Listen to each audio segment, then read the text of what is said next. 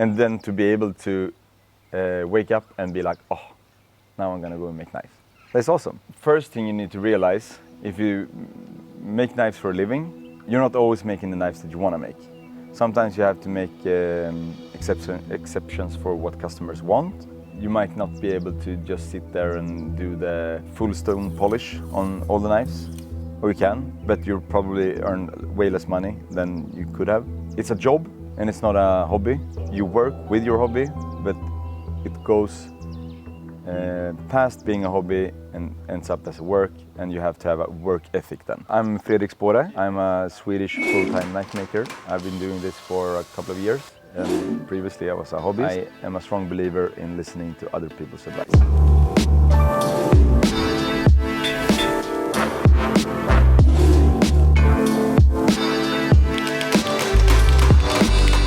You don't have to have a work ethic when you do it as a passion or as a hobby.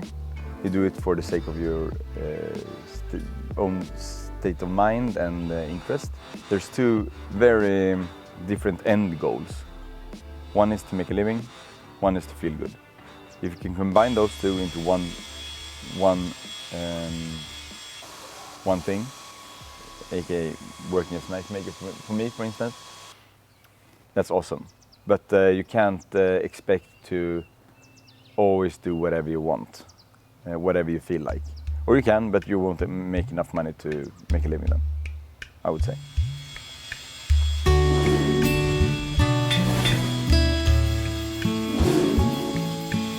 If you decide to quit your job to become a full-time knife maker without orders already lined up, you'll probably have a pretty stressful time, I would say.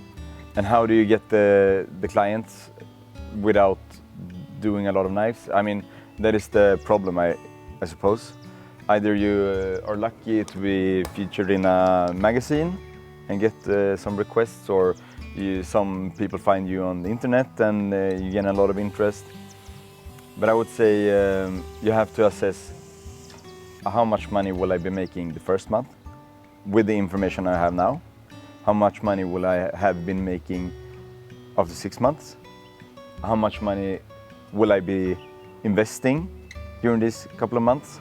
Do I already have all the tools I need?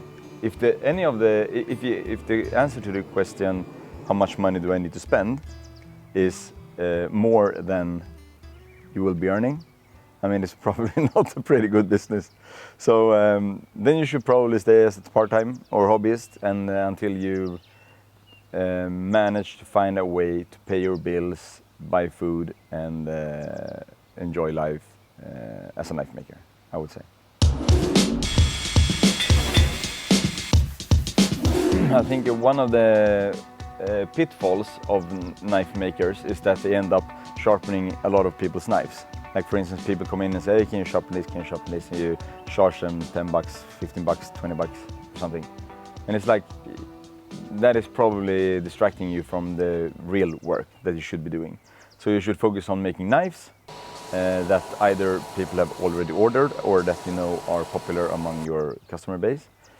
Or try to find another leg to stand on. For instance, I have my classes. My classes are very beneficial for me money-wise. But they are not allowing me to explore my passion of creating new different knives. I really love the classes because they are super social gatherings of people from all walks of life, and I really enjoy that part of the classes. So, but if your only passion is to make knives, I think you will be. I think it can be pretty hard. If you have a drought in orders, for instance, yeah, you need to earn money some way.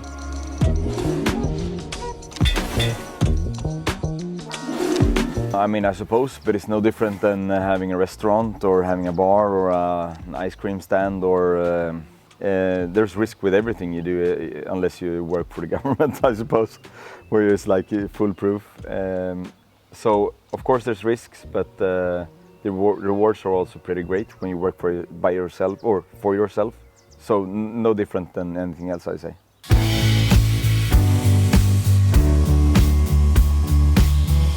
Yeah, it's very hard to already be established when you're starting out. unless you're a very good customer and have good relationships because of that. But I think all of that happens just organically. If you start working as a full-time knife maker, and you'll start developing those contacts pretty quickly. And I'm talking about contacts with retailers and vendors for your product, for your like grinding belts and stuff.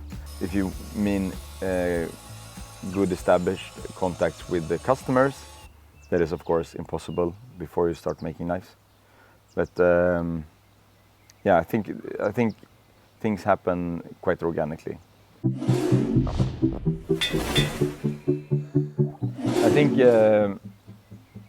I think a lot of knife makers, and myself included, are too spread out.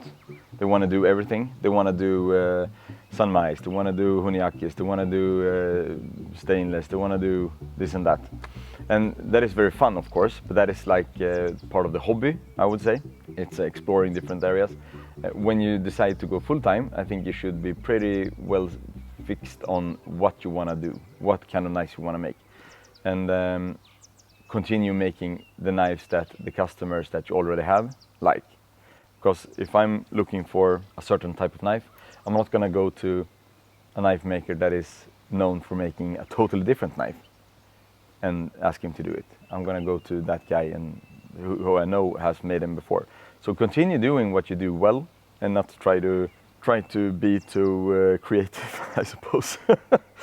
Be creative, but continue doing what you know works.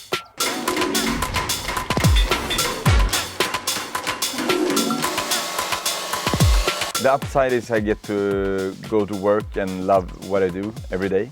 That is, of course, is my passion, and even if I'm sitting at home being grumpy or whatever, I'm thinking about making knives. If I'm at an awesome dinner with friends and having a blast, I'm still thinking about knives. And then to be able to wake up and be like, oh, now I'm gonna go and make knives. That's awesome. The downside is it's pretty dangerous. You cut yourself. It's noisy. It's hot. It doesn't pay that well, to be honest. But it's. I mean, I have my workshop in this awesome area that I have. So just I come here in weekends, not even to work. Just go into the workshop, sit around by the computer and listen to music, and go and take a coffee at my neighbor and just enjoy the environment, you know. So that is one upside, and the downside is you always run the risk of ruining a passion of yours. If this is something that I really love, and if I get burnt out on it because I do it too much for other people, I lose a big passion of my life. And then you not only lose your work, your profession, you also lose your big passion in life. Or, I mean, for me at least. So that can be a pretty hard blow, I would say. If I were to lose my business, I would probably be pretty sad. I would probably feel pretty empty for a while. Like I need to fill this void with something. And that's not that easy to do. Just compared to all the passions that people have. It's always hard to step down from something that you love doing, and because you can't really continue doing it for one or another reason. And as long as you stick to it as a hobby, you never risk the passion, I would say. As soon as you go full time, or as soon as you do it as a work, as a job, you risk that.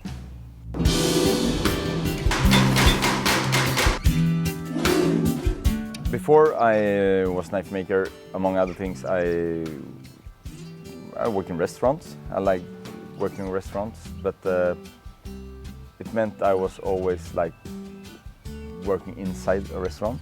Now, when I'm making knives for chefs, I get to visit people's restaurants. I get to eat at their restaurants. I get to meet a lot of cool people. I get to travel and deliver knives on my company's expense. I get to actually go abroad to meet colleagues. You can call them colleagues. Find new friends. I mean, there's a pretty intense online community around knife making.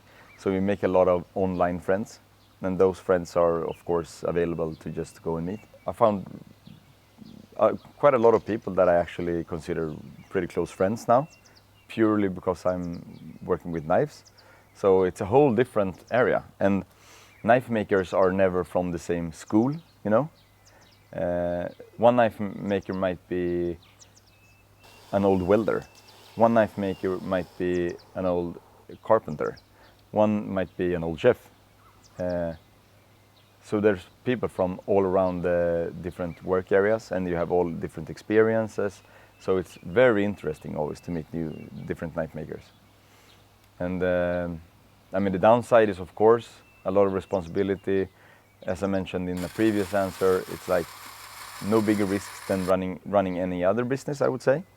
But there's always risks, and there's always responsibility, and there's always like the way of making a living out of it instead of just doing it for fun. I mean, I had a pretty bad experience with my custom order backlog for a while, where I was really guilt-ridden. It wasn't always like pleasant communication back and forth, and it just made me feel like crap and more stress, because I wanted them to have what they ordered, but I also needed to make a living, and it's much more beneficial for me money-wise to make stuff in batches than doing one-offs. That was a pretty bad experience actually, not enough to even get me close to quitting or anything. It's just that it was a sad chapter of an otherwise very happy knife making story, I would say. And I learned a lot from it, and I'm not going to repeat that mistake. And if I can give a tip to someone who's new, is don't take on too big of a backlog. Do like 1 or 2 months ahead, and when you feel as I did, well, it's good to have like security. I know what I'm doing the next 6 months. Yeah, but if you do those first 2-3 months worth of backlog well enough, good enough, meaning up to their expectations, the orders will keep coming. Don't bury yourself in orders.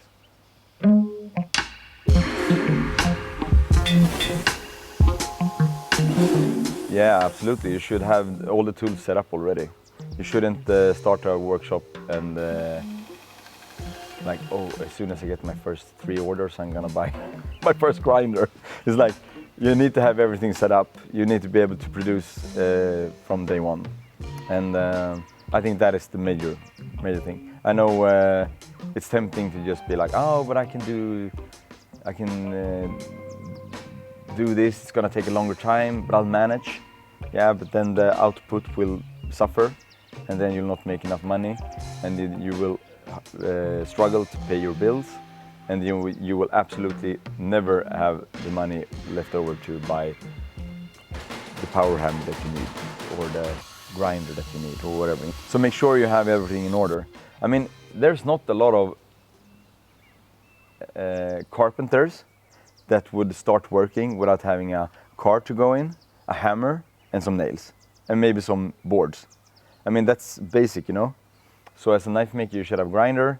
If you're forging, you should have a forge setup with a forge, hammer, a power hammer or press, and a heat treatment oven. If you don't have these things, it's not really viable, I would say. And I think a lot of people want to take the step too quickly. It goes back to the thing I talked about previously, that you should know what tools to invest in, and don't invest in stuff that you don't really need. Invest in the basics and have that set up, and then you can do it. Or at least that's how I looked at it.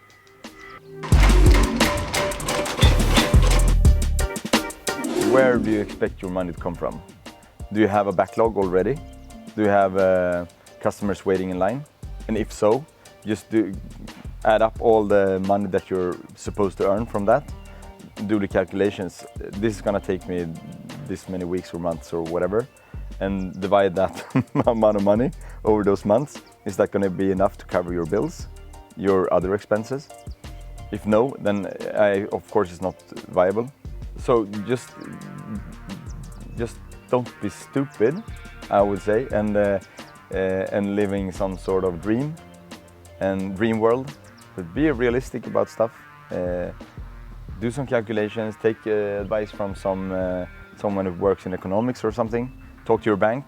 Go to your bank and tell them, hey, I want to buy a workshop for 50,000 euro.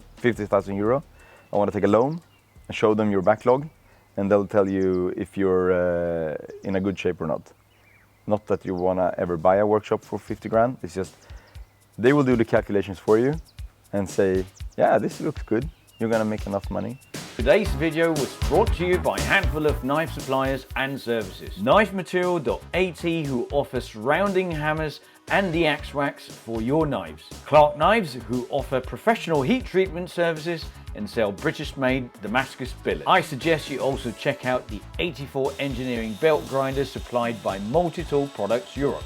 All the links are in the description. Thank you to all our sponsors for making this video possible. And I actually hadn't even considered that part before I listened to the Swedish knife podcast. It's called Knivpodden, where Axel, a previous member of the podcast, he actually just did the maths out loud and do you know how much you need to earn to do full time?